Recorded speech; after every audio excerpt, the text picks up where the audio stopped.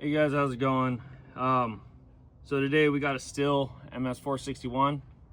This is mine. I just purchased a Maxflow air filter for it. So I'm gonna go over. I've had this saw quite a while. Not quite a while. I've had it for a little while, but a few years, and I'm finally just doing some upgrades to it. So I'm gonna walk you guys through that as I do these things. Some more to come, but today we're gonna do the Maxflow air filter. Now, I don't have a whole lot of experience with these. I have ran other saws like the 500i and the ms400 and a few others that have had these filters, and they're good filters. They work well, and you do get some performance gain out of them as a cooling effect as well, I believe. So nonetheless, let's go ahead and get at it. So the kit, when you buy it, comes with 2 of these filters. It comes with this little guy, and more importantly, it comes with a cover.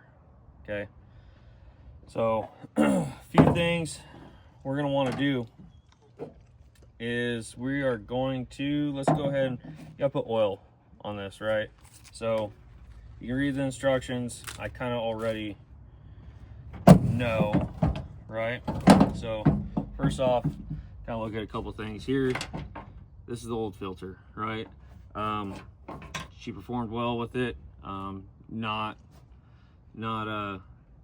perform badly, but it can be better.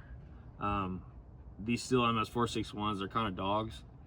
They'll last forever if you take care of them. They're great saws. I've had this one for a while, as I've said, and I just want it to run a little cooler, get a little bit more out of it. It's up there in CCs, I think 79 or something like that. And I mean, the MS500 is 80. So these things are 78, 79, something like that. I mean, I've seen loggers, friends of mine that go out logging and stuff, they've taken these saws and gotten a lot out of them. Now, I'm not trying to do anything super crazy, just a few bolt-on parts, just get a little bit more pep out of it. But anyway, let's get back at it. This is the filter that was in it. She's pretty gunged up, about to get a new one. Came across the store, and that's when I found this. So when you get the cover, it does not come with this dial, okay, or this little clip deal, screw, whatever you want to call it. I've already replaced it. This is the stock one. This is the aftermarket. So I kind of already got ahead of myself in that, but you need to put oil on this, right? So here we go. Now it is stated, kind of gave myself a little cheat sheet here, 15 to 25 ml, or roughly, it's like 3 or 4 teaspoons. So I don't have a measuring cup. We're just gonna kind of wing it because that's just how we're gonna do it. Let's go. I'm gonna go ahead and do this just because, for sake of getting oil all over my truck bed and everything.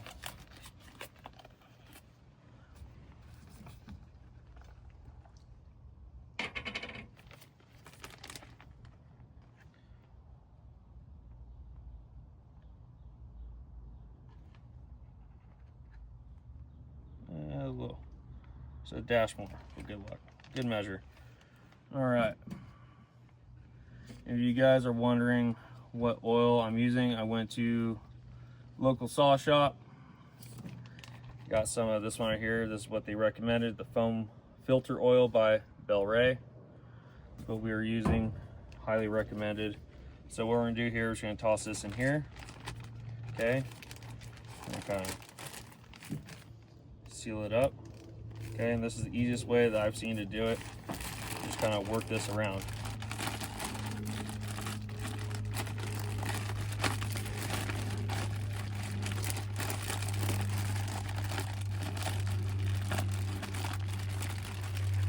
Try to twist it around the best you can. It's not the most ideal way of going about it. Let's let some air out of here. Make this a little simpler. Okay, twist this around, try to turn it inside out.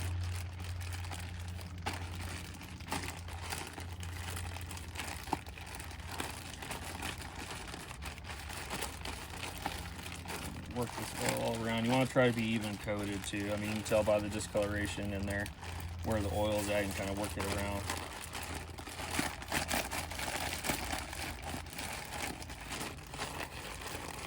Okay, let's kind of grab it out of here.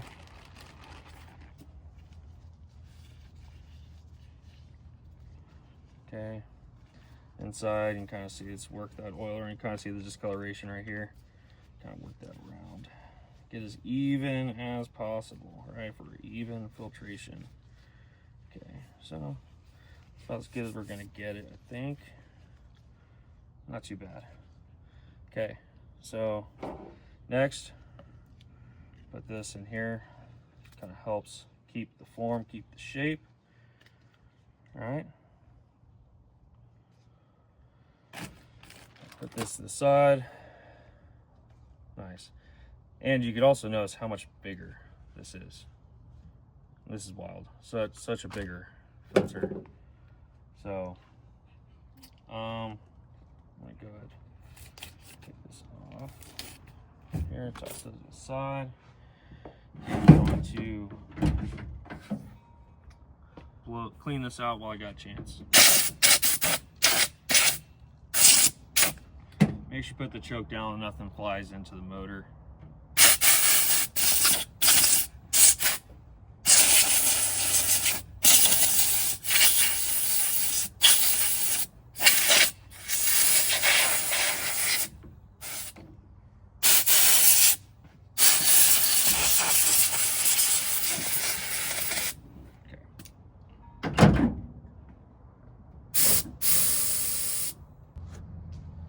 Okay, sorry about that.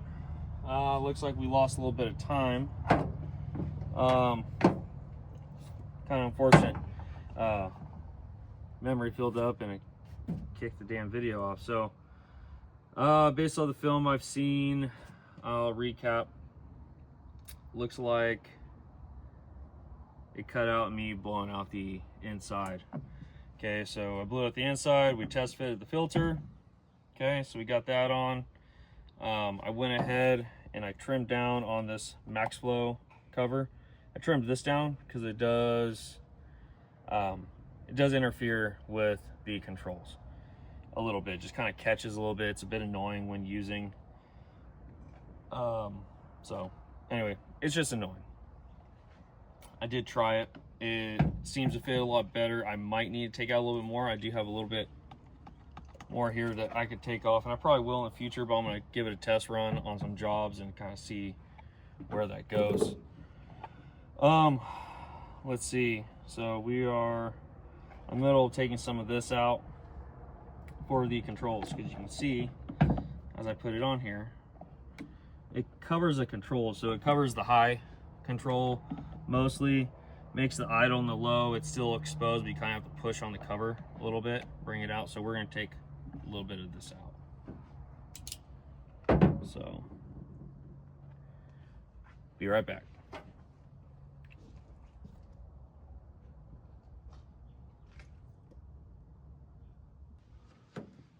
All right, guys, we're back. Dallas, get back. Come on. Come here. Down. Good girl. Stay. Sorry about that. My dog is interrupting our tailgate talks, which, so, you know, kind of think of it, that's a good call for this. Dallas, get down. Come on. Come on. Get down. Sorry, she's nosy. So, forgot to hit record. Again, camera troubles. Oh well, get over it. So we went ahead, removed some of this. I just used good old-fashioned Swiss Army knife. So we're gonna give it a test fit, kind of see what the controls look like. Much better. I don't know if you guys can see that, but it is so much better. You can get access to all the controls now.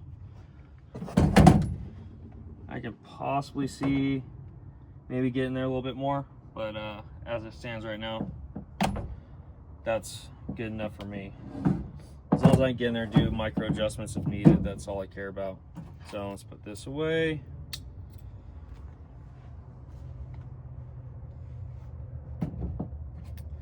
that's all set. Now personally, I love this setup right here. I just think it looks badass. Top of this being kind of an older-ish model saw. First time I ever saw one of these with this Maxflow, which about almost 12 years ago when I first started doing this. I didn't even know what a 461 was.